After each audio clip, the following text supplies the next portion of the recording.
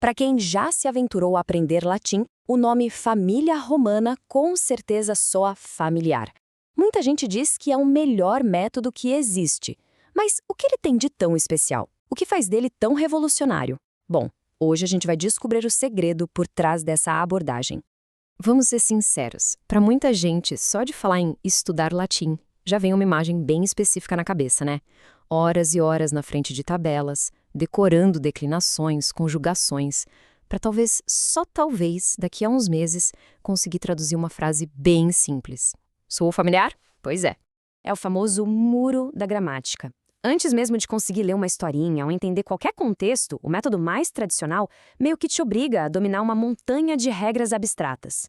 É uma abordagem que acaba tratando o latim mais como um código para ser decifrado do que como uma língua para ser compreendida.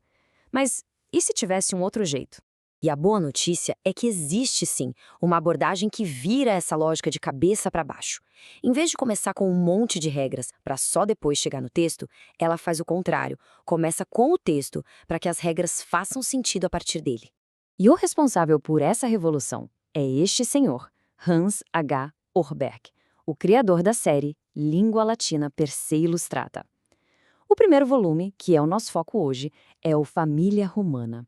E olha, o título já dá uma bela pista do método: a língua latina ilustrada por si mesma. A filosofia do Orberg partiu de uma pergunta muito simples, mas genial. Por que a gente trata o latim de um jeito tão diferente de uma língua moderna? A grande sacada dele foi aplicar os mesmos princípios de aquisição natural de linguagem a uma língua clássica. O objetivo muda completamente, não é mais traduzir, e sim compreender diretamente o que se lê. E isso nos leva à primeira grande vantagem desse método. E aqui, honestamente, mais choca quem está começando: a imersão total desde o primeiro segundo. Imagina só a cena.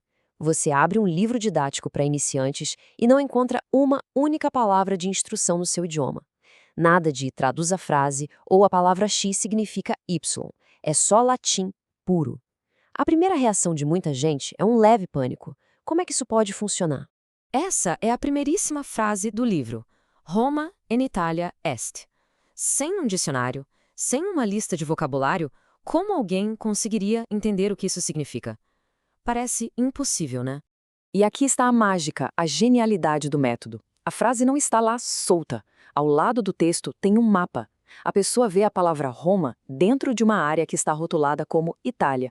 E pronto, o cérebro conecta os pontos na hora. Nenhuma tradução é necessária. O entendimento vem pelo contexto visual.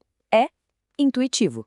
A partir daí, o livro começa a construir camadas de conhecimento de uma forma super lógica.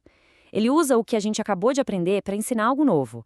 Usa palavras parecidas com português, repetição, pequenas variações. Palavras como est e sunt são introduzidas em contextos tão claros que o significado delas fica óbvio, sem precisar de tradução.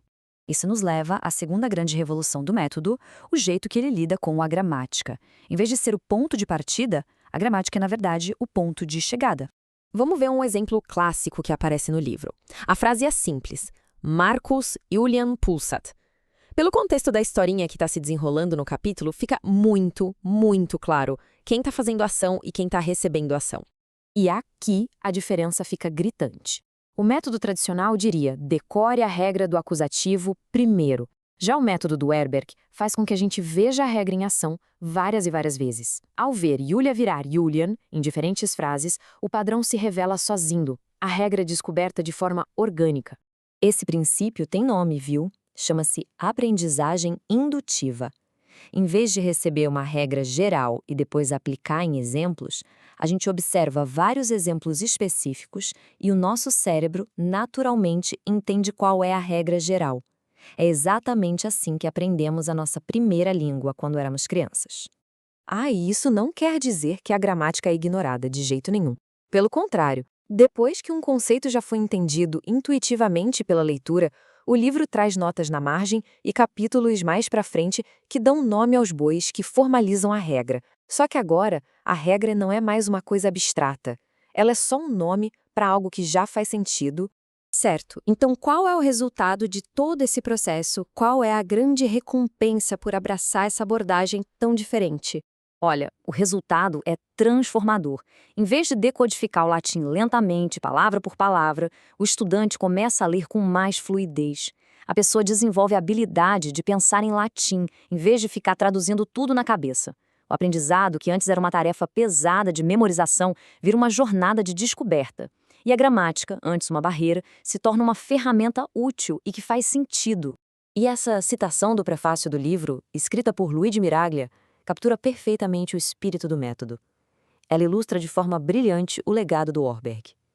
Com a sua obra, ele não só ensinou uma língua, ele a trouxe de volta à vida, fazendo ela voar, viva, pelas mentes e bocas de estudantes no mundo todo.